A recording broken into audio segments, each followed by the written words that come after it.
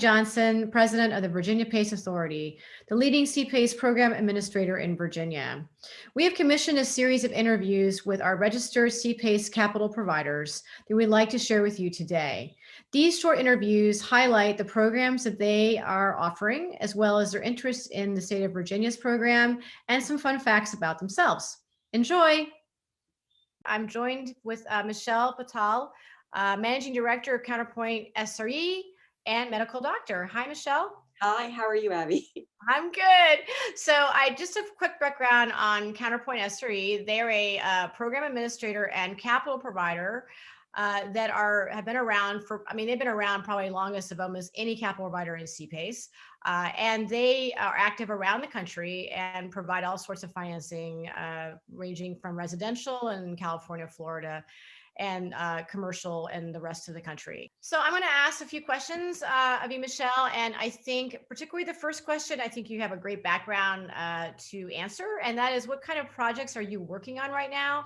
And have you seen any changes from the impacts of the global pandemic? Right. So we have a strong experience in the resiliency improvements, which is somewhat atypical for in the PACE market. But being that we're based in California, we see a lot of seismic retrofits, and in Florida, we're seeing a lot of wind resist improvements with impact windows, and now a lot of generators being installed, especially those to comply with the mandatory generator rule for assisted living and nursing home.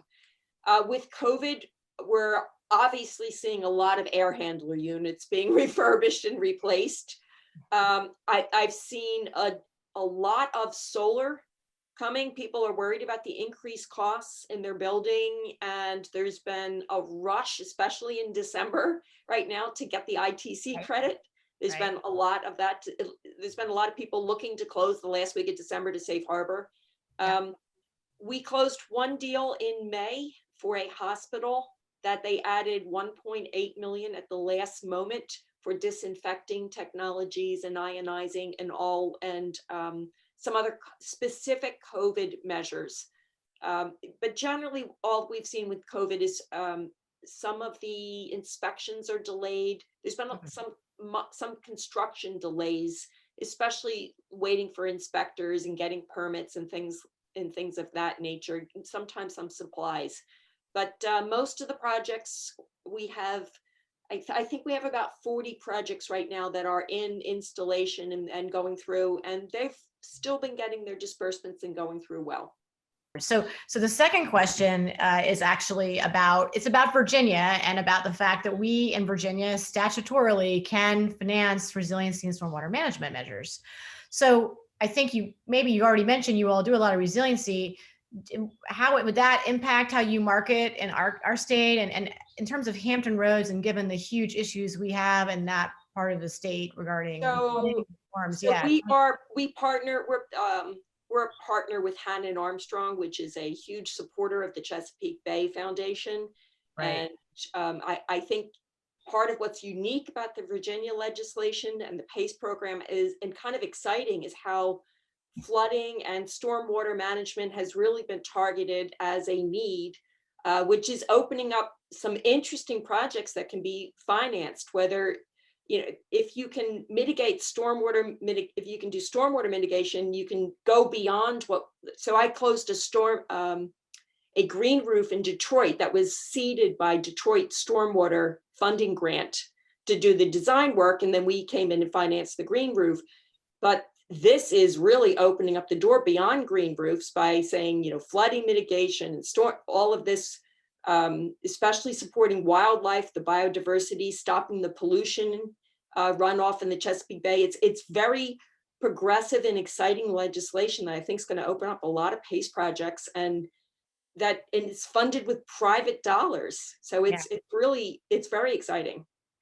Yeah, and I actually was just on a webinar earlier through one of our conferences I'm attending, and they were talking about, we're now part of the regional greenhouse gas initiative, and so with Reggie, and we're going to be getting funding that's going to support grants in coastal areas of Virginia regarding resiliency and flooding in particular. So I almost see, like, take the private capital as the majority of what you would do to upgrade, but if you can get a grant to maybe do some of the design, then you have a great capital stacking option I'm guessing potentially, right? With Well, it allows an owner to explore doing some of these measures with no outlay of capital, and then it'll incentivize them to proceed when they see the, the advantages of PACE and how they can really make their buildings better and mitigate the risk. Absolutely. Well, I'm excited about that focus that you have at Counterpoint. And then, I just want to ask, and I think when I developed this question, frankly, I was thinking of you because you have a very unique background. So I guess I just wanted to ask how you chose to focus on PACE at this point in your career. Um, so I am a retired surgeon. I started off at the National Institutes of Health in Bethesda doing bench research, progressed to being a professor in a medical college, and then private practice. But this is very, very different.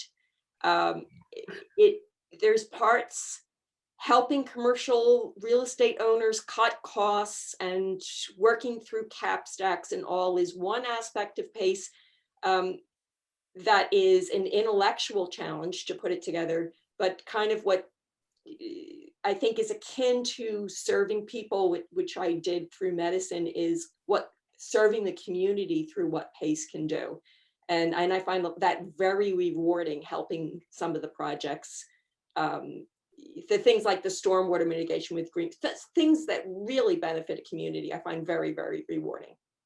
Oh, that's really great. And I would say that even when you were discussing your projects, those IAQ projects, indoor air quality, new handlers, that kind of bleeds into your understanding of how hospitals and medical facilities. Right. So I've closed two hospital facilities, two hospital deals, one for 49.5 million, one for 42 million.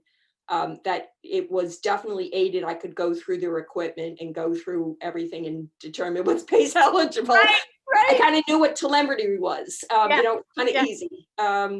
So that has been pretty easy. And I had the retrofit desk and I do all commercial real estate, but I'm finding a lot of healthcare properties are sort of coming my way right Yeah, I wonder why that is, right? now. Yeah. Well, I really appreciate your time today. And I just finally wanted to ask, do you have any questions for BPA or for me about our program? I think it's a very well organized thought program, and the advocacy for working with the legislators and the policymakers is just terrific, and it's an exciting new program. It really should change things in Virginia. Uh, some of the older infrastructure and commercial buildings, now you should really be able to make an impact and help these owners. Yeah, and one last teaser is that in addition to having Norfolk and the city of Roanoke, both cities coming on board next month or two, Norfolk being at the center of course, Hampton Roads and coastal issues, we're working with the governor's office to add retroactive financing. So that we hope will really open up additionally the use of PACE. So So I've done a lot of retroactive financing that it gets the owners interested in the beginning because they can pull liquidity out. And then when you start showing the cost benefit analysis of PACE, they may start out wanting 10 million in retroactive, and then next thing you know, it's growing into a larger project because they realize it leads into what PACE can really do for the cash flows of the property. absolutely. Yeah, it's a good lead. It's a good lead generator in a way, Yes, or yes, measuring. they come in for the liquidity and exit with a great building. There you go. I love that. You should put that on one of your taglines. That's really good. Or I'll put it on my tagline. Well, thank you again, Michelle. I appreciate your time and you have a great day. Thanks.